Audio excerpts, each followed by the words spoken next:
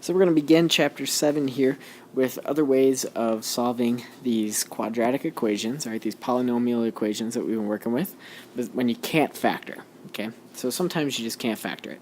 And a lot of these times you're going to have imaginary answers, and so when you have those imaginary answers, factoring obviously isn't an option.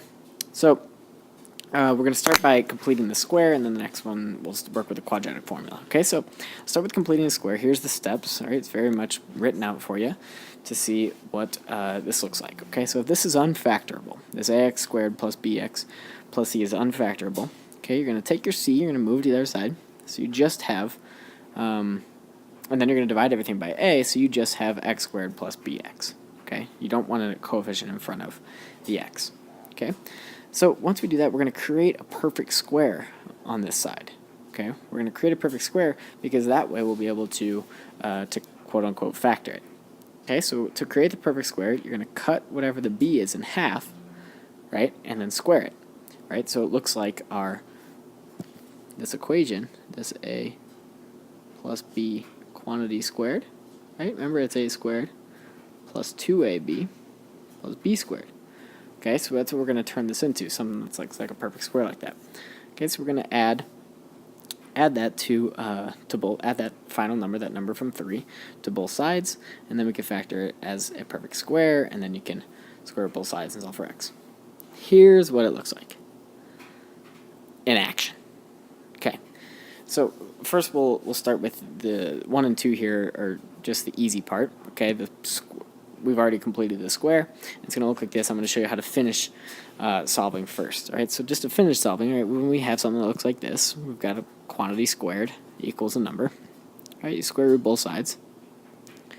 And we've got square root, and our squares cancel out, so we've got x plus 3 equals plus or minus root 5. Okay, subtract the 3 over, and so x equals negative 3 plus or minus square root of 5. Those are two answers that fit that equation. Okay, the second one, same idea. Now we're going to have an I involved, so we're going to square root both sides. These cancel out. P plus 2 equals plus 2 equals. Remember, when we factor out stuff from this root negative 150, or negative 50, okay, we're going to have plus or minus 5i root 2. Okay, and we simplified that side. Alright, then we just subtract the 2 over, and we're going to have negative 2 plus or minus 5i root 2. So that's going to be our two answers. Neither of them are real answers. Both of them are imaginary because they have i's involved, right? These are complex numbers. Okay, number 3. Now we're going to have to actually complete the square. Okay, so this is something that we can't do. If this was a 4, we'd be able to factor it as negative 3, negative 1, but it's not. It's a 5, so that sucks. All right, so what we have to do is we need to pull this 3 over.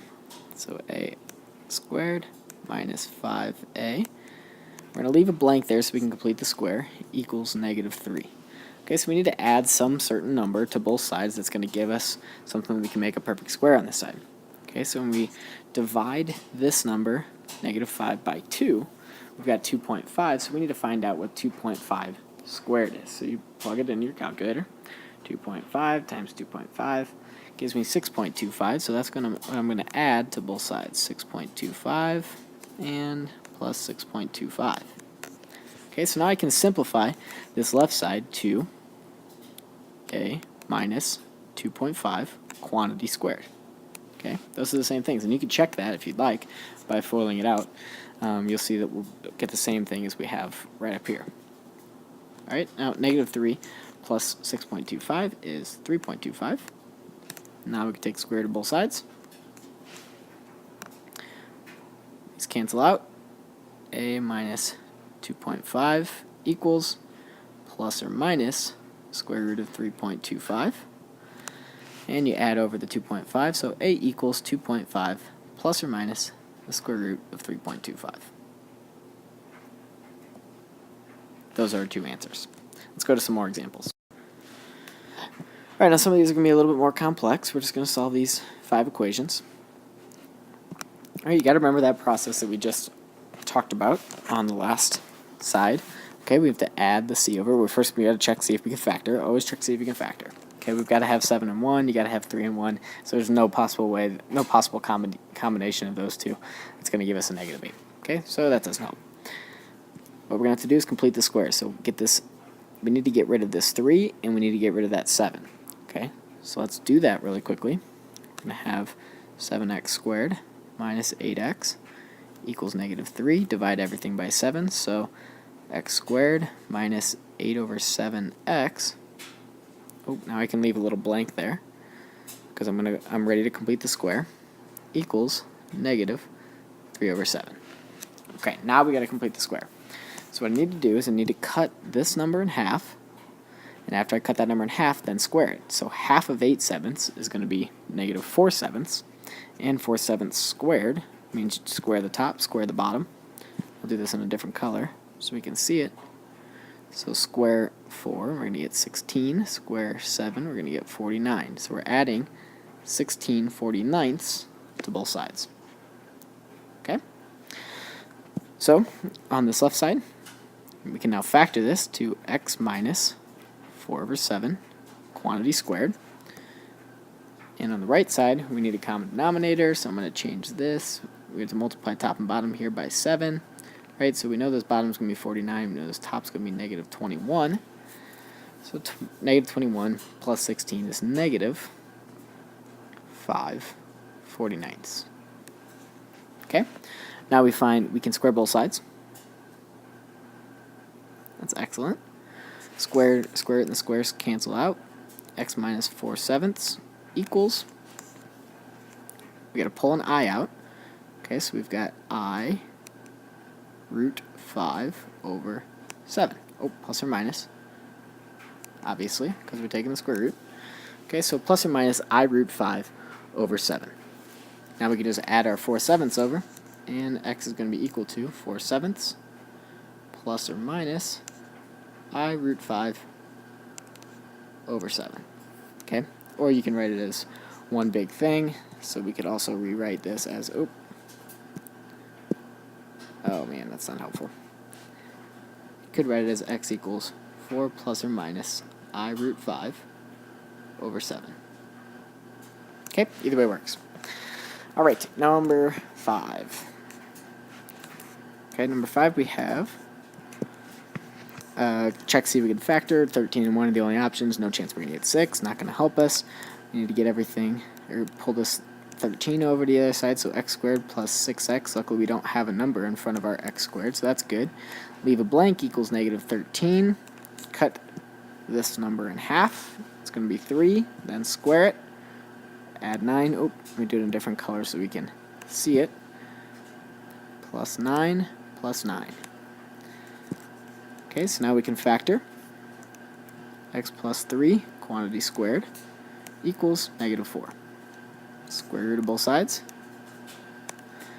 Okay, these cancel out. X plus 3 equals plus or minus. Now, this is I, right, negative 1 times, basically square root of negative 1 times square root of 4.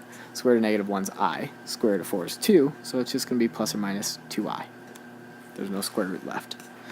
Okay, we could subtract over the 3, and x equals negative 3 plus or minus 2i.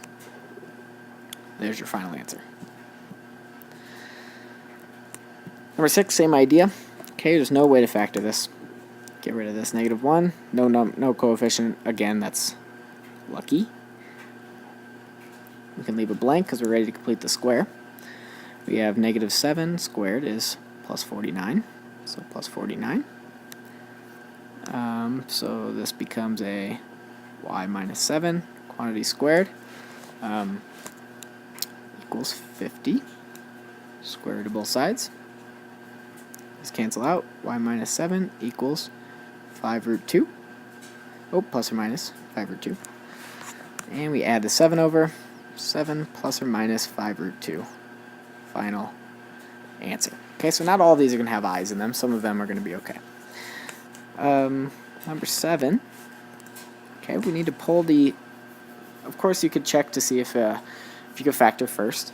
We're not going to be able to. So what I'm going to do is I'm going to divide everything by 9 and pull the 36x over. So we're going to have x squared minus 4x,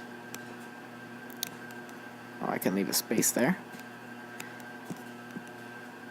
equals negative 35 over 9. Okay, so I subtracted 36x over and divided everything by 9. Okay, so cut this negative 4 in half and then square it. We're going to be adding 4 to both sides because negative 2 squared is 4. Okay, I might as well just change this 4 to 36 over 9 since I know I'm going to need a common denominator there. Okay, this left side can factor to x minus 2 quantity squared. On the right side, we've got negative 35 ninths plus 36 ninths, which is 1/9. Luckily, that's going to come out really nice for us when we take square root of both sides. X minus 2 equals plus or minus 1/3. And add the 2 over.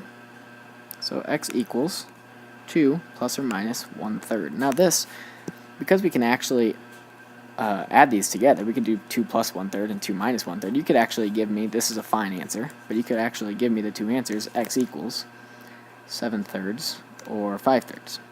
Those are the two possible answers that come from this expression. Alright, and the last problem here, number 8. Okay, we've already set up to do our completing the square. There's no way to factor it. Oh, there is a way to factor it. Always check to see if you can factor. M squared plus m minus 2 equals 0. So you could do this by completing the square and you'll end up getting the same answers, but obviously it's easier to just factor. Okay, so if we write this as m plus 2 times m minus 1 equals 0, that'll give us our two answers, right? Because I multiply to negative 2, add to positive 1, so m equals 1 or negative 2. Always check that. Don't forget it. Ever. Peace out.